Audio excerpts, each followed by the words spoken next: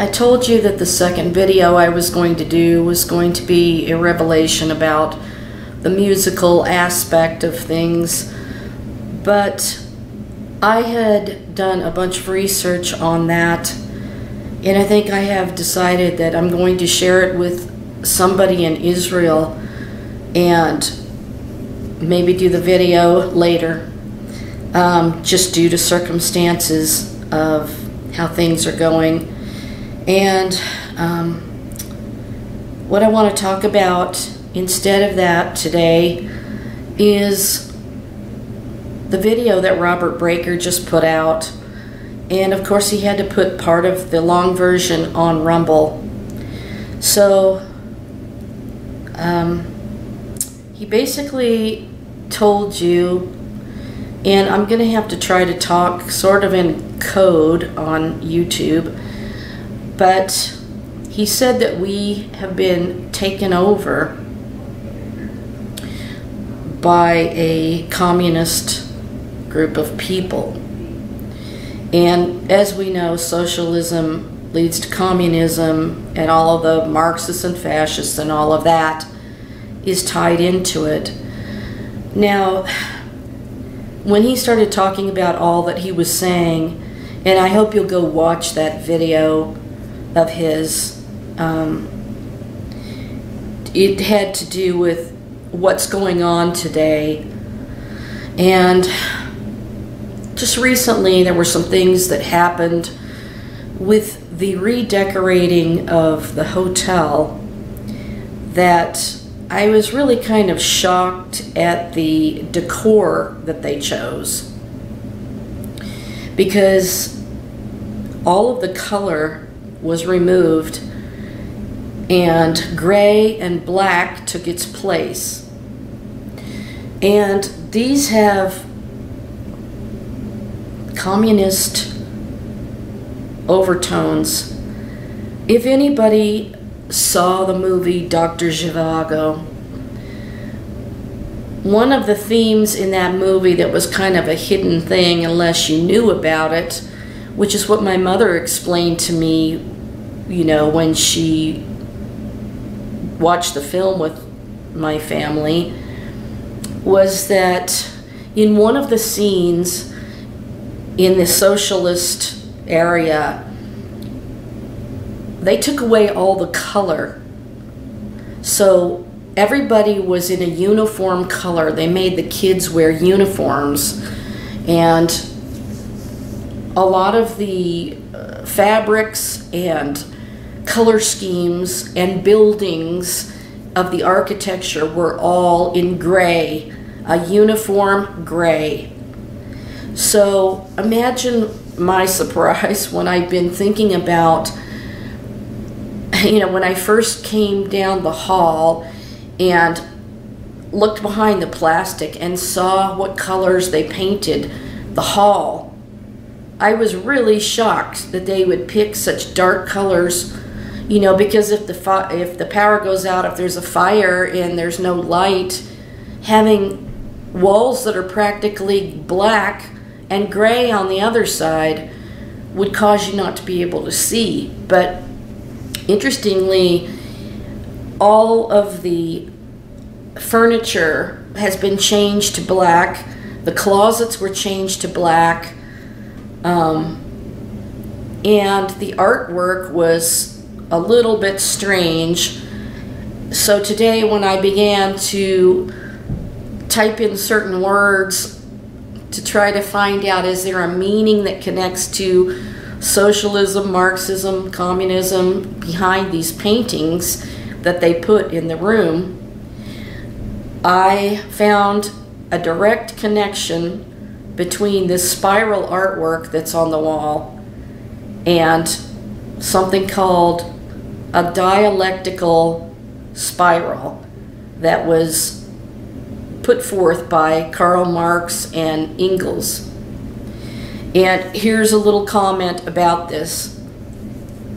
It says in this article, Discovery of Dialectics in Social Evolution. As a young social revolutionary, this person made their way through a fair amount of the anarchist and Marxist literature.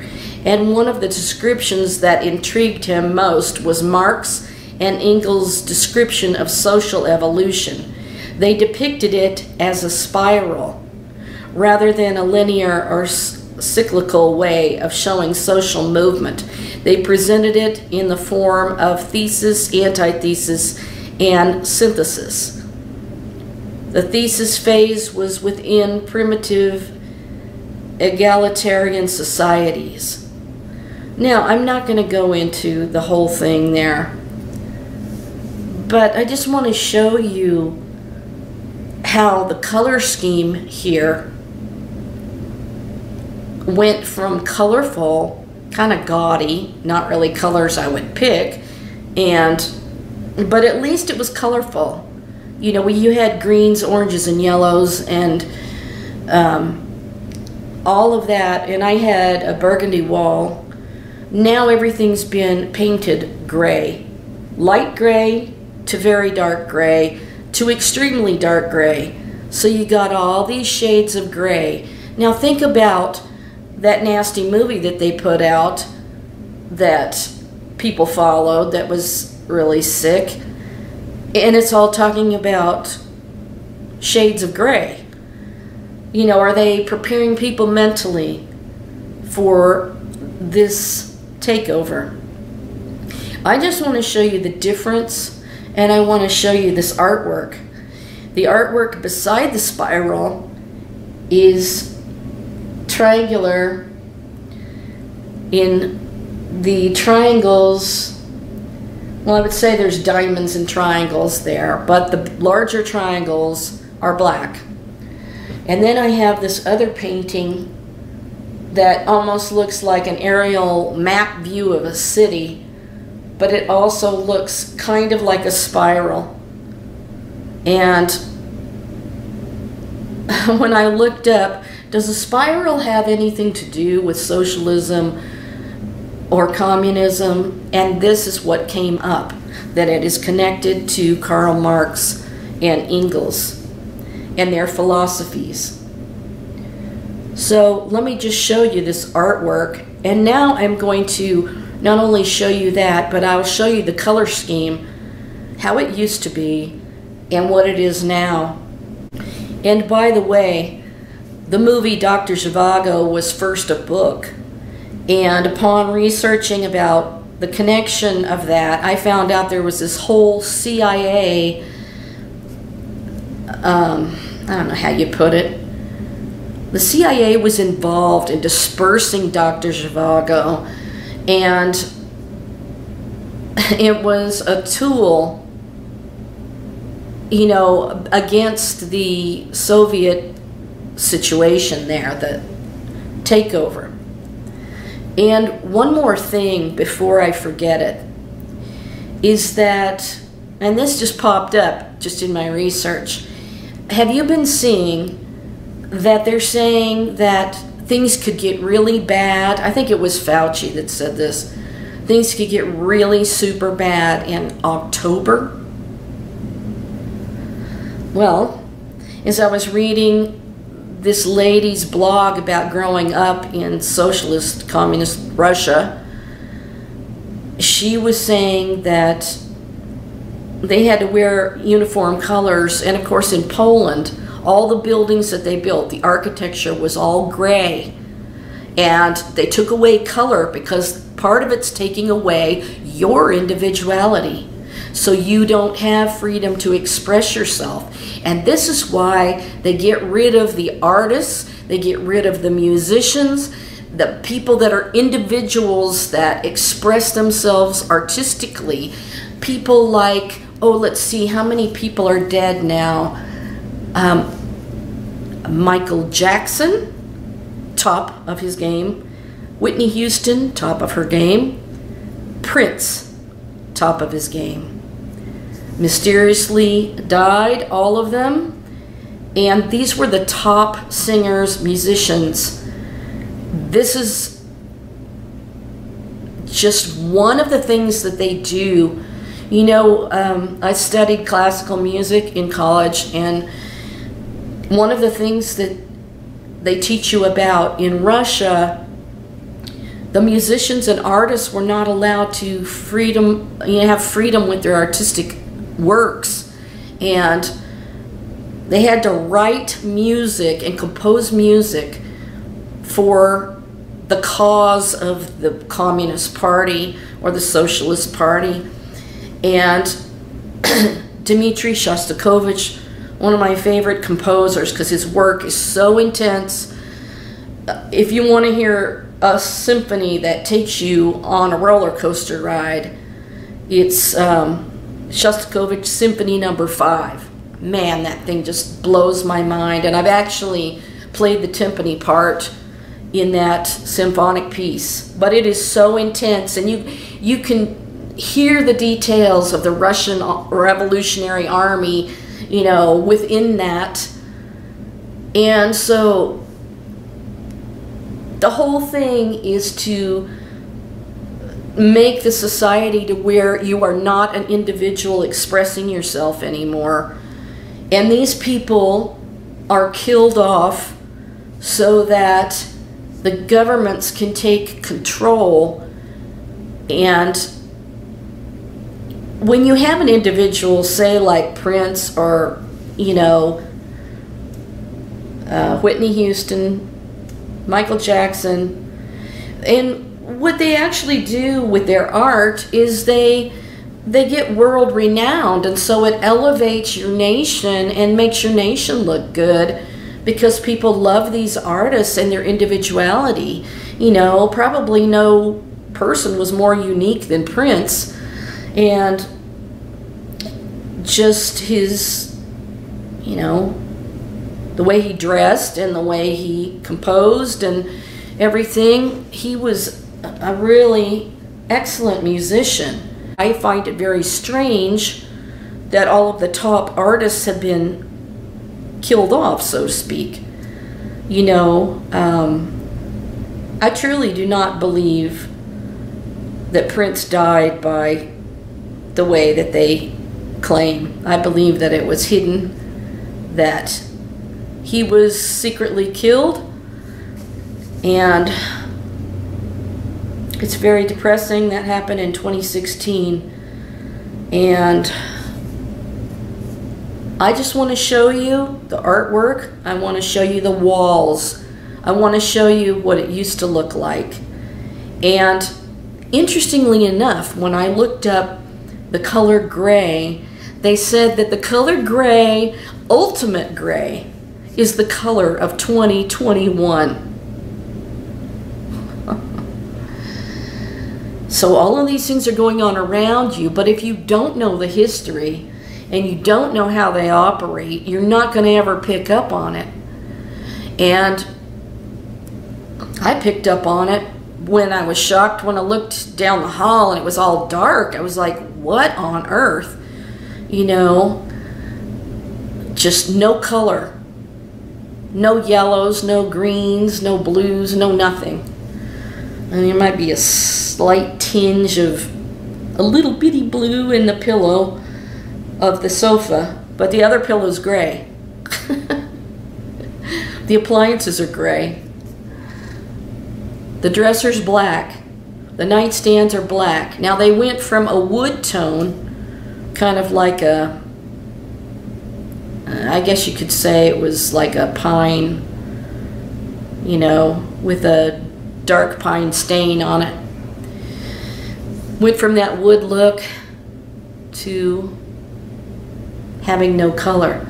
Now there's a gentleman in Poland that was walking around talking about how Krakow was one of the most beautiful old villages that there was, but when these socialist communists came in, they built up all these gray buildings that are still standing today, and they completely changed society by doing this. So when Robert Breaker was talking about that we've been taken over by these people, and you know, that there was a coup that happened in January, And then I have this to add to what Robert Breaker said.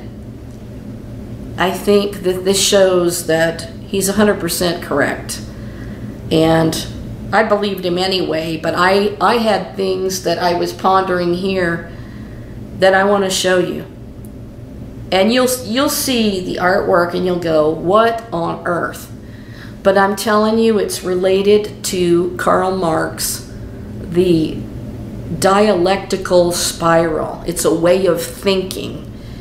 It's an evolutionary way of thinking about the way society works, taking away from the individual. So let me just show this stuff to you, okay? So hang on. So when I was looking up socialism and communism to see if there was some type of spiral artwork, and then I found the Karl Marx connection to the dialectical spiral, which online they showed a spider web, and this is what the artwork looks like in the new renovated part of the hotel. In this first piece of artwork, you can see that there are shades of gray, and of course they said that ultimate gray was the color of 2021, because if we've been taken over by this socialist communists, this is the color that they want everyone to wear. Now, I had been telling my mom, we had noticed that the clothing was not colorful anymore. My mom was very much into colors. My mom always wore beautiful colors, like gemstone colors and pastels that were beautiful. And this is what they offer now as the artwork. But this piece of artwork below that one is the one that made me look up if there was a spiral connected to socialism, Marxism, communism. And I thought this was such an ugly painting to hang on the wall. And look at how it's a spiral. And look at the gray wall. The whole wall that it's hanging on is nothing but gray. This is a dialectical spiral of Karl Marx. Now this piece of artwork, also hanging on the gray wall, shows all of these diamond shapes with triangles, but right here you have one giant black triangular pyramid shape. Okay? And we all know what that's referring to. This is the new black headboard on a, I don't know, it looks too bright right here, but let me shut this light off. This is, I don't know if you can see how dark gray this is, but it's extremely dark gray with a black headboard. The closet used to be white, and now it is black, completely black. And mirrors that have a frame of black. This is like one of the black pieces of furniture, but it does connect to communism and wanting to take the individuality away from everything. And this would be the dark carpet in gray. This is part of the hall carpeting. Very, very dark gray. You can see it's in a weird pattern. I don't want to be too loud, but look at this weird choppy pattern. But what really shocks me, let me show you these walls. Right here. Opposite side is light gray. Well, medium gray.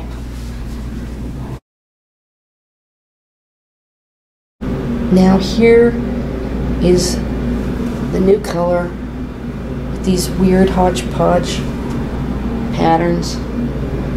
Now I'm going to jump to the old color scheme.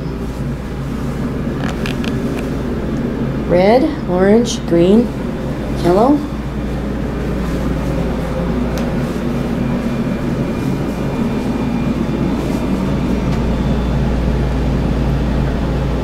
And you can see here, the walls were a light, kind of a yellowish tan color.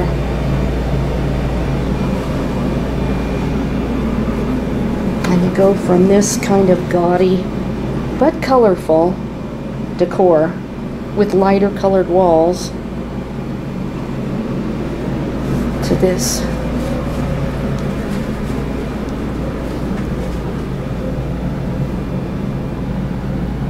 I don't think this is an accident.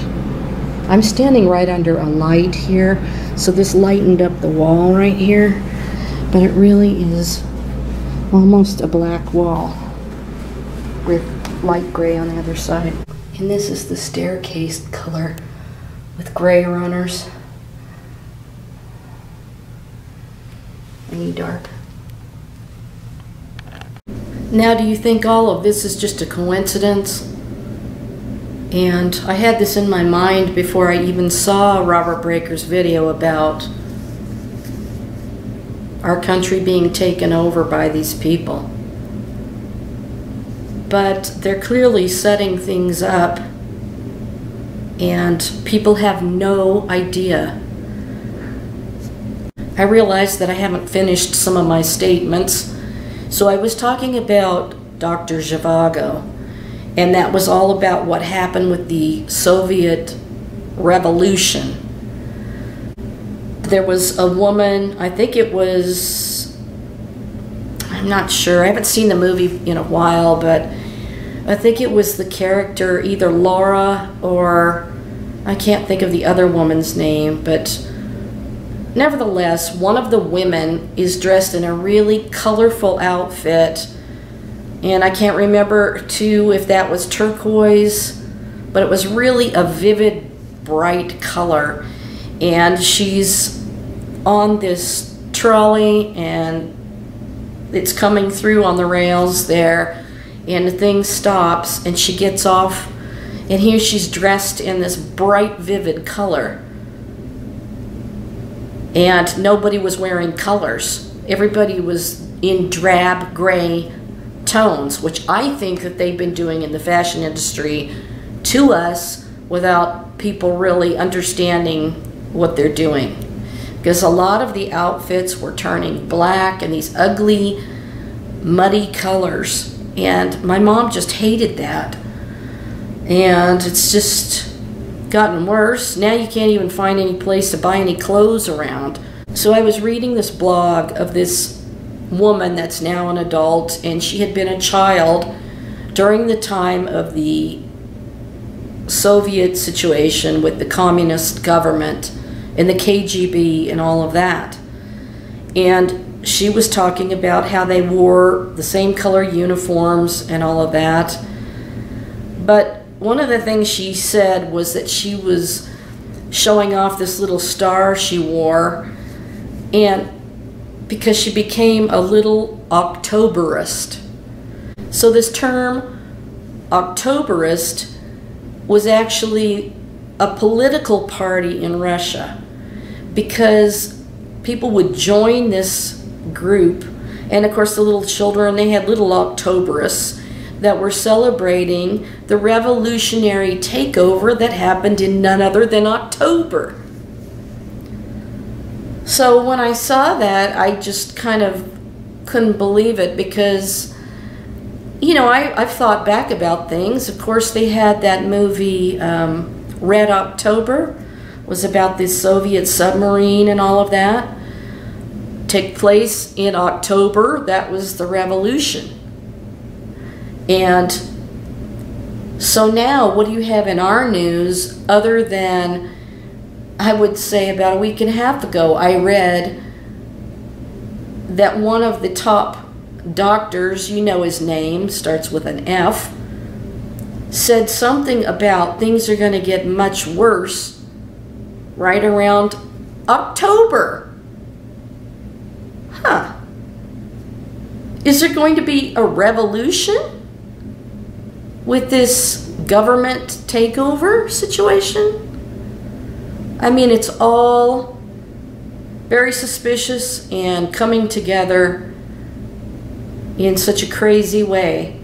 And now I'm showing you how they've killed off top individual musicians.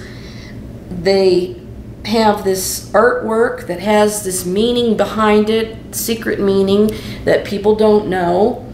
But I happen to know about that this communist socialist group was always connected to gray architecture and turning everything gray with no color so that you don't have individuality. When I saw the renovations and saw the way they changed it from color to all black and gray, I was really shocked. Because there's so many colors they could select, like a darker purple, you know, even a dark blue, a medium blue, an ocean blue, a yellow, you know. They did have a burgundy wall in the room where I was, but now they painted it dark gray. So what was a Little Octoberist? According to the Wikipedia, it says Little Octoberist is a Soviet term that first appeared in 1923 to 24, and at that time referred to children born in 1917, the year of the October Revolution. Later, the term was used as the name of a youth organization for children between 7 and 9 years of age. And it says Octoberist, political party, Russia. Encyclopedia Britannica says Octoberist, Russian, also called Union of October 17, member of a conservative liberal Russia political party whose program of moderate constitutionalism called for the fulfillment of the Emperor Nicholas II's October Manifesto. Founded in November of 1905, the party was led by the industrialist Alexander Ivanovich Guchkov and drew support from liberal gentry, businessmen, and some bureaucrats. As the majority party in the 3rd and 4th Dumas, 1907 to 17, the Octoberists favored a legislature with real power, but insisted that the executive be responsible to the emperor only. The Octoberists, increasingly alienated from the government, finally joined the Cadets, constitutional Democrats, in the Progressive Bloc of 1915, which called for more representative leadership and new reforms. So October meant the revolution. And we're being told that things are going to get much worse in October. Just a little coincidence? Now about the book, Dr. Zhivago, and consequently the movie. During the Cold War, the CIA used Dr. Zhivago as a tool to undermine the Soviet Union. And there's a whole story behind that, and how the CIA distributed the book. And then, of course, they eventually made the movie, and they tried to get their message all over the world, including, you know, the president. There's an article here in tribunemag.co.uk. How gray was communism? Communist states in Eastern Europe were imagined as places drained of all color, outside of time. But it's increasingly clear they were a lot more colorful than we were led to believe. Well, that's not true. What color was state socialism? Christopher Neidhart, who lived in the Soviet Union during its final years as a correspondent for the Swiss news magazine, Der Weltwoche, could only remember one color: gray.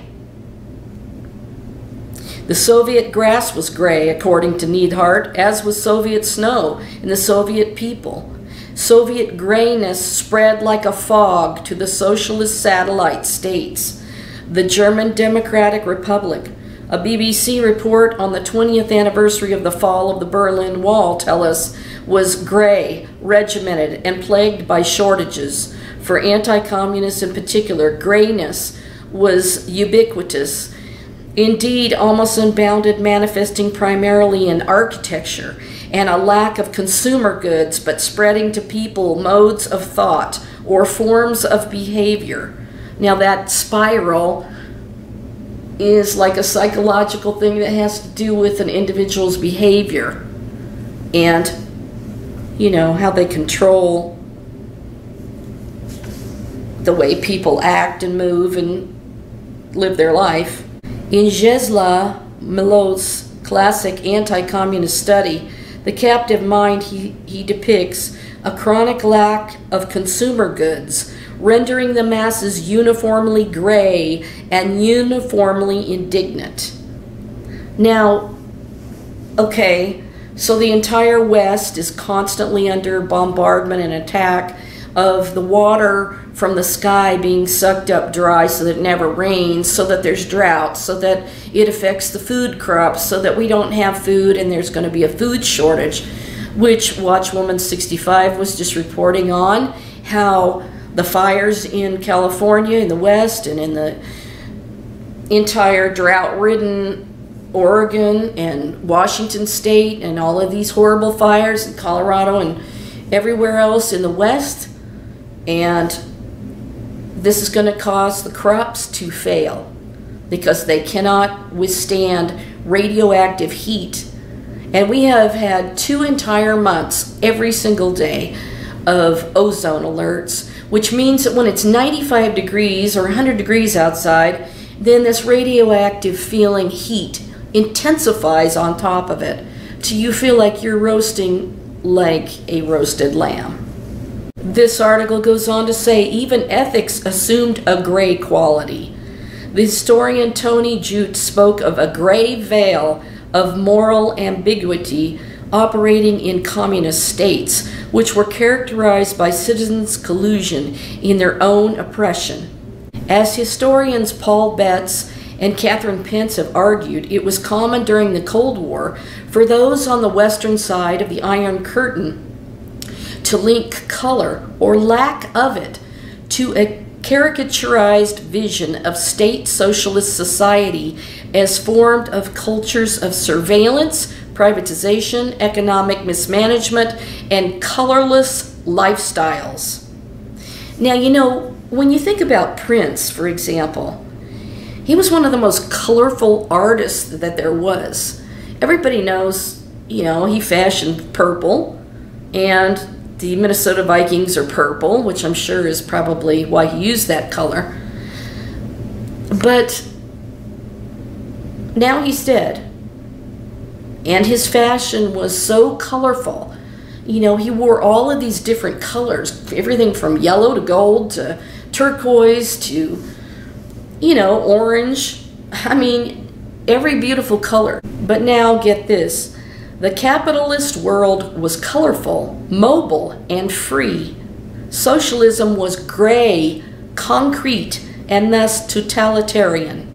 In Anna Funder's Stasiland, which depicts the GDR as a panoptic maze of Stasi agents and zealots, the word gray appears over 20 times. Funder's Germany is a grayscape with gray buildings, gray earth, gray birds, and gray trees. Such depictions are either consciously or unwittingly indebted to George Orwell's 1984, which depicted a gray and barren world with drab gray, wholly unaesthetic surroundings.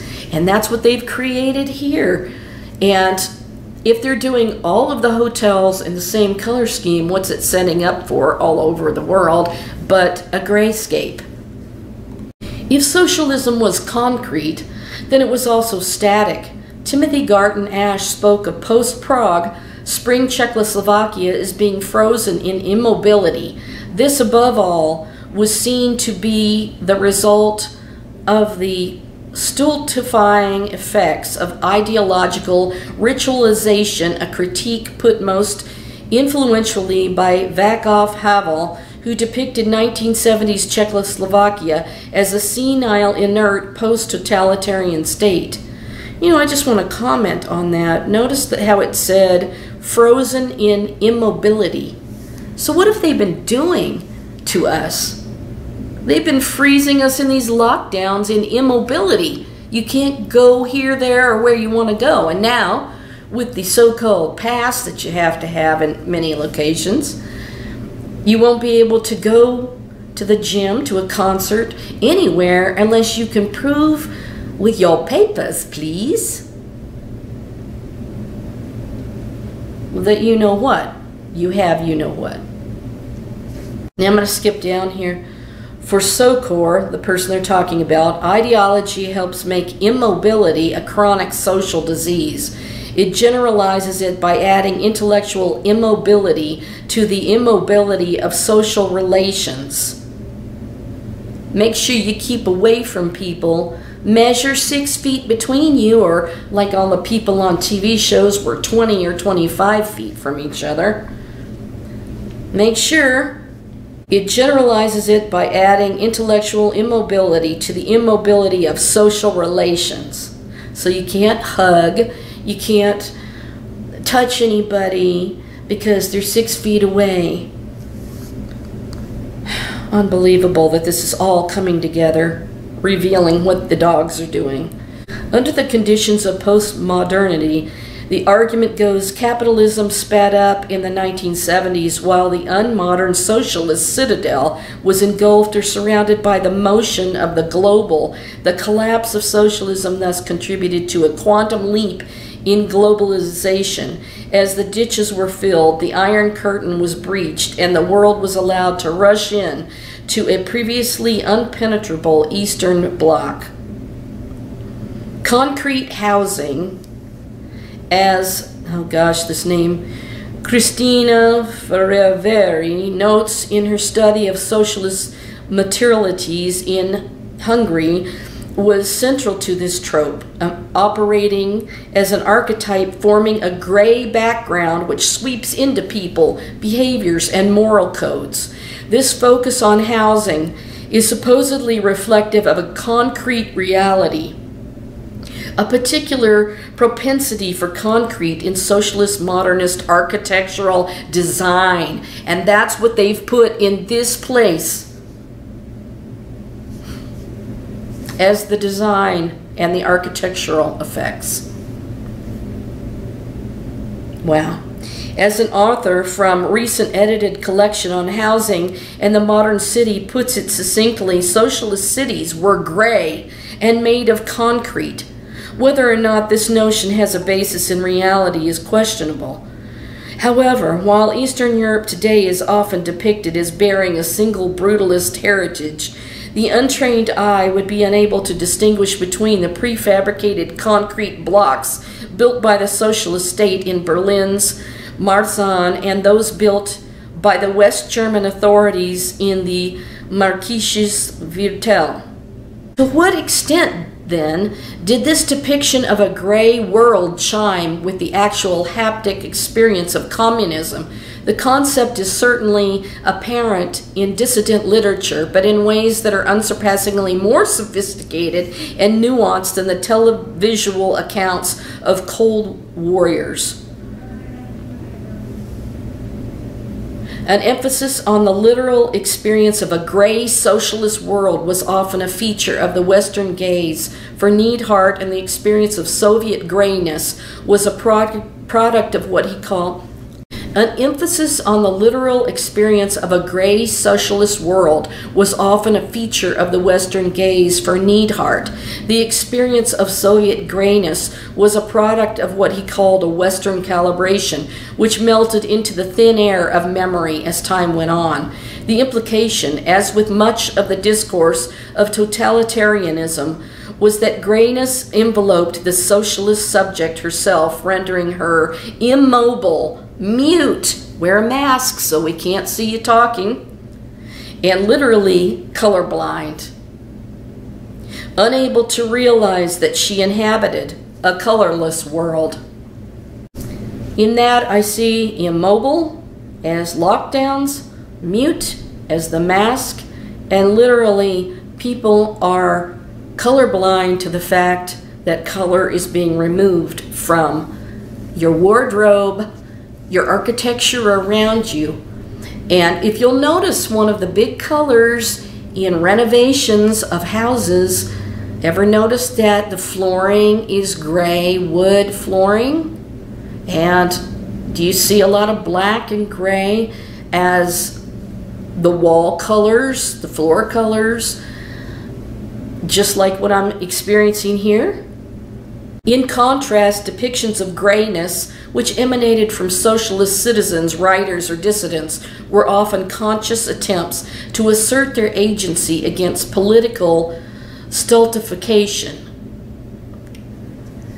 Katarzyna Zechekter has shown how Polish writers in what she calls the Gray period, from 1976 to 1989, used grayness to critique the limitations the state placed on political and civic life.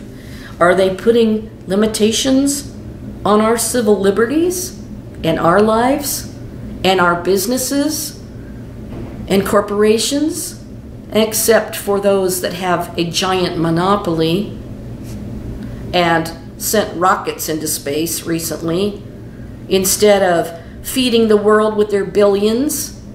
But don't worry, you middle-class people paid for that rocket by buying stuff on Amazon. Seriously, I'm laughing in mockery, not as a joke. It's no joke. The overwhelming presence of gray in Polish literature of the time reflected the political and social mood of society and was not a literal depiction of reality, which in many respects had been improving since Edward Gierek came to power in 1970. This was a reaction not to the immediate visual experience of living in socialism, but to the political aesthetics of the 1970s, a period of normalization, a shabby consumerism, and constrained political possibility. As Zechekter highlights, this is best explored via the work of the poet Stanislaw Baranchnik, who created the figure of the gray man in the form of N.N. I don't know what that is. A figure who has given into political quietism and depression. Are people suffering mentally? Are they talking about mental health because of what they've done to you by causing you to be immobile, unproductive, wearing a mask, being isolated, not having hugs? You got to stay away from people. Measure 6 feet and have stickers all over every store so you stand on the square. 666. It's morning and a bed and a room in a hotel, a gray thaw outside, the window, the paving of the street, business trip, unpleasant, taste in the mouth, blinding light of the morning. N.N. wakes up. I guess that's the figure he created. Peaceful use of a nuclear energy is the painting they're showing from 1970. Grayness signified absence and lack in the former Eastern Bloc. 1989 was thus celebrated as a return to history.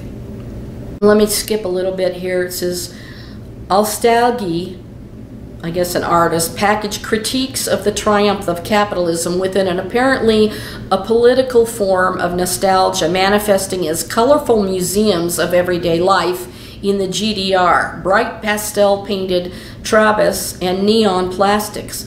Others inverted the color binary. Former Polish dissident Adam Michnik would claim in 1996 that it was democracy, in fact, that was gray.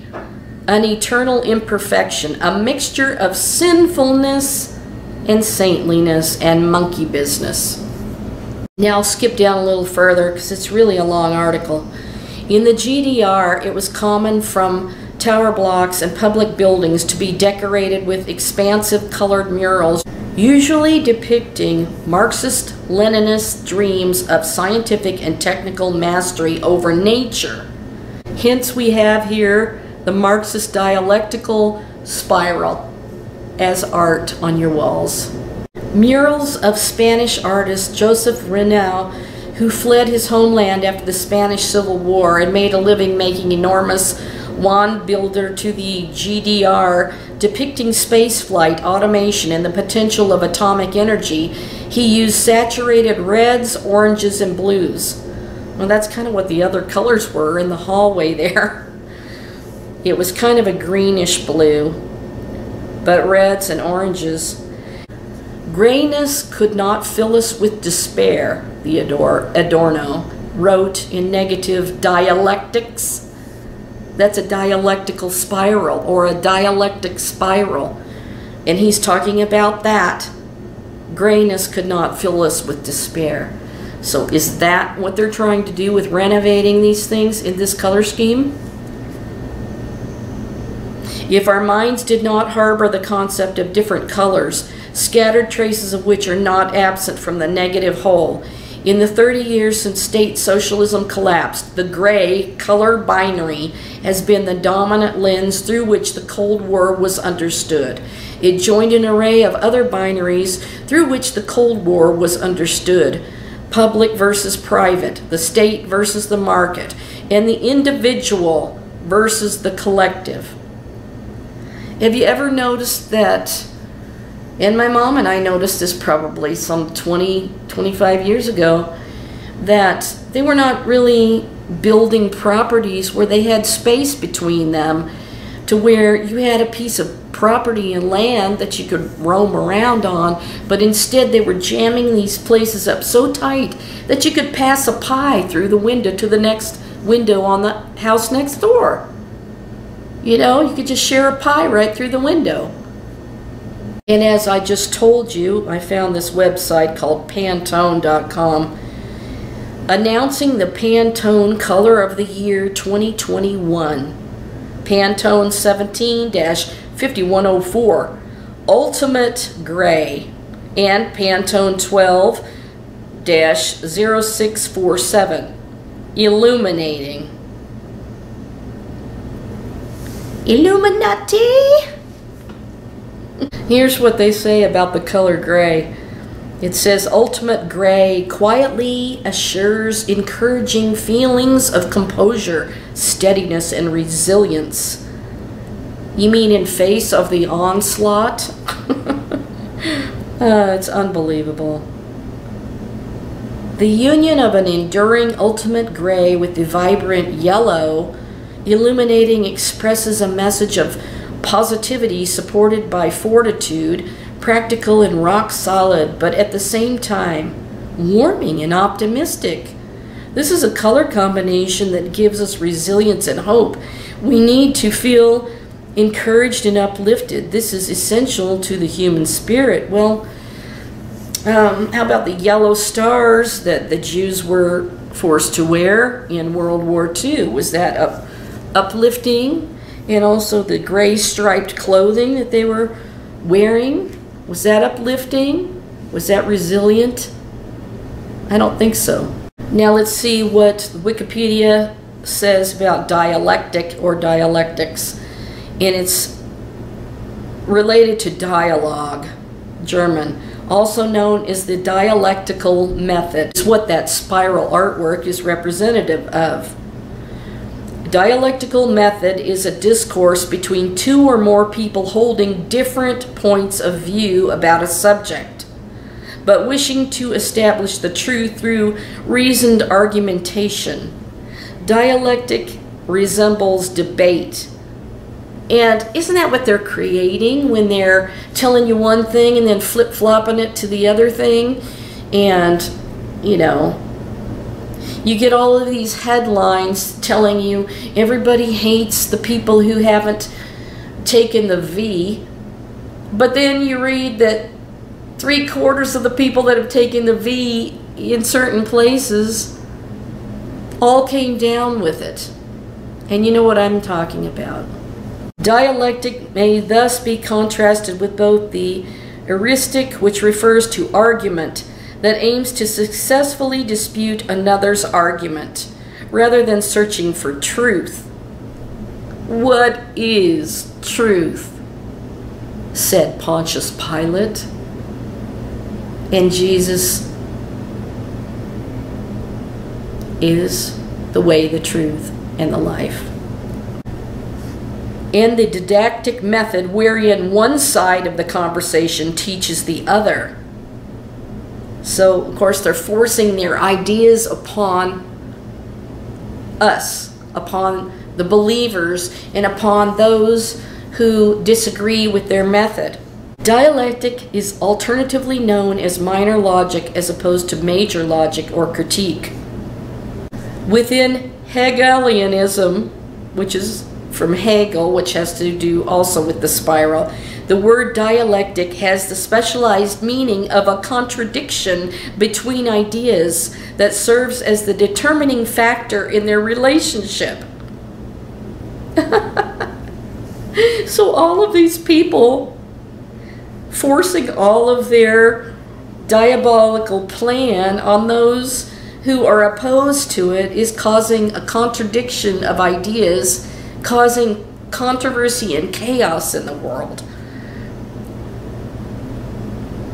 Dialectical materialism, a theory or set of theories produced mainly by Karl Marx and Friedrich Engels, adapted by the Hegelian dialectic into arguments regarding traditional materialism.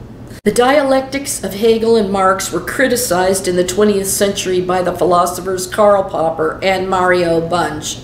Dialectic tends to imply a process of evolution, and so does not naturally fit within classical logics. In other words, it doesn't fit in with Christianity and logical explanations of life according to God's Word. The emphasis on process is particularly marked in Hegelian dialectic, and even more so in Marxist dialectical logic, which try to account for the evolution of ideas over longer time periods in the real world. Now there's this article, Socialist Planning Beyond Capitalism.org, and just look at this picture they show, which, oh, if I could get it straight here.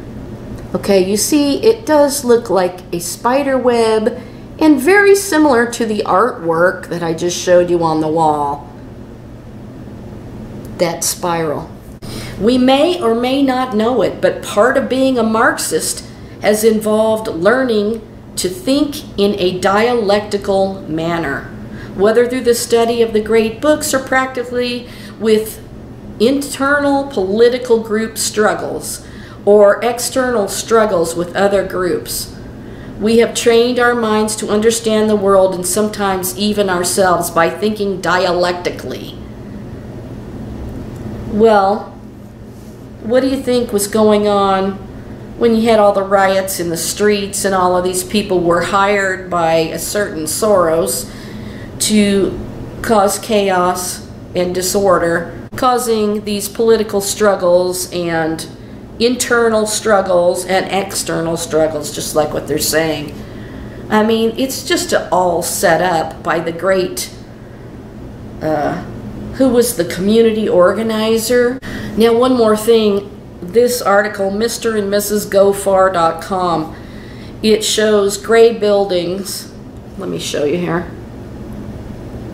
Oh, get it here. And it says the color of communism in the architecture.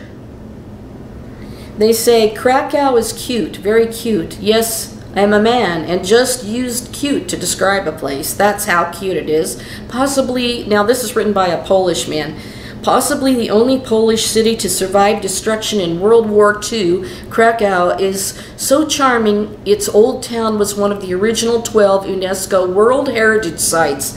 How's that for cute? You know who's not a big fan of cute? The Communist Party. That's who. Cute doesn't fly there. Communist ideology demands monumental architecture to both shelter and inspire the proletariat masses. Communist Party ruled Poland took one look at cute, non-destroyed Krakow and said, "Nah, it's Brudka. No, thank you."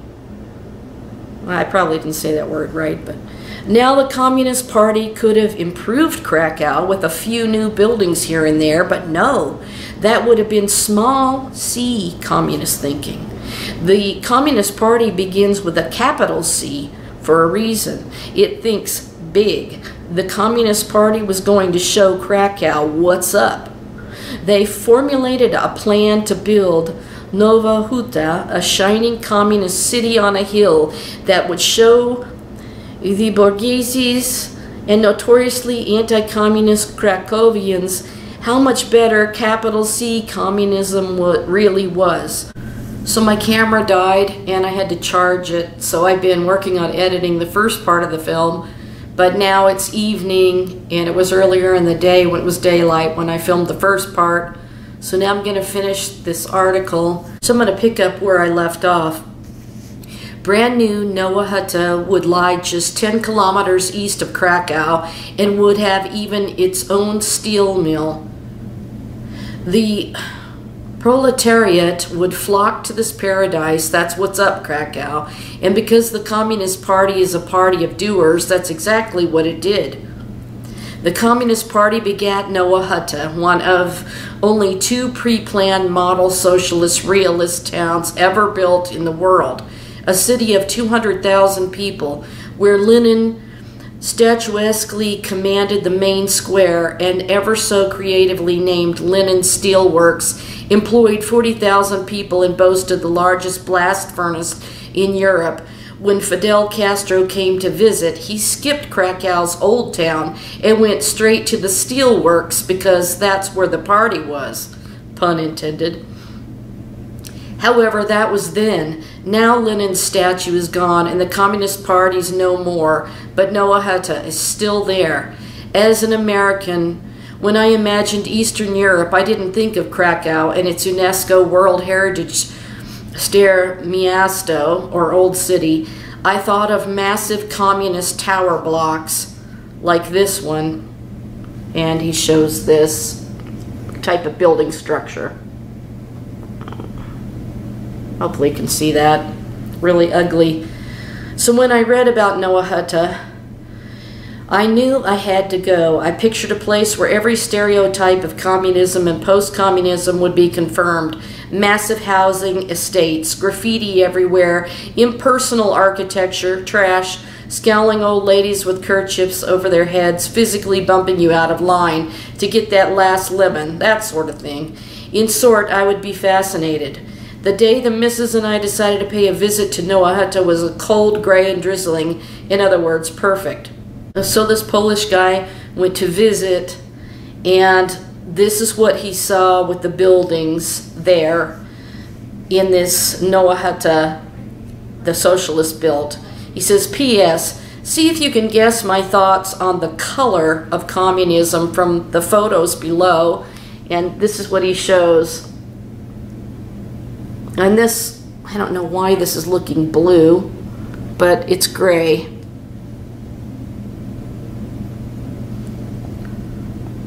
And that one's a little bit more yellow.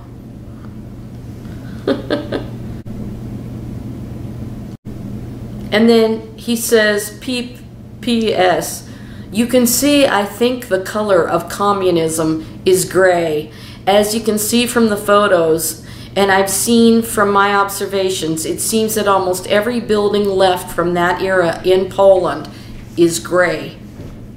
And that's the moral and end of this story, that God was showing me that there was something going on here that's deeper than anyone knows. And then the artwork on the wall confirmed what it's connected to.